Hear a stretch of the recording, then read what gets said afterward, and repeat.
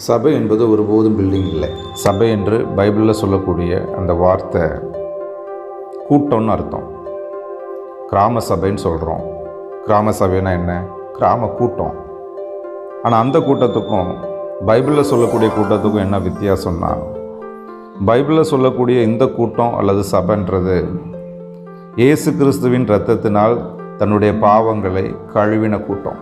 இயேசு கிறிஸ்துவினிடத்தில் தன்னுடைய பாவத்தை அறிக்கையிட்ட கூட்டம். இயேசு கிறிஸ்துவின் மூலமாய் தன் பாவம் மன்னிக்கப்பட்டு விட்டது, அவர் வரும்பொழுது என்னை அவரோடு கூட வைத்துக்கொள்வார் என்று உறுதியை பெற்ற கூட்டம். இந்த கூட்டம் இந்த இயேசு கிறிஸ்து மீண்டும் வருவார், அவரோடு கூட நாம் இருப்போம் என்று அவருடைய வருகைக்காக காத்து கொண்டிருக்கக்கூடிய கூட்டம். ஒருவேளை பாவம் மன்னிக்கப்பட்டதனுடைய நிச்சயமும், தேவன் வரும்பொழுது என்னை அவரோடு கூட அழைத்து கொள்வார், நித்திய ஜீவனுக்கு செல்லுவேன் என்ற உறுதியும் இல்லாத கூட்டம்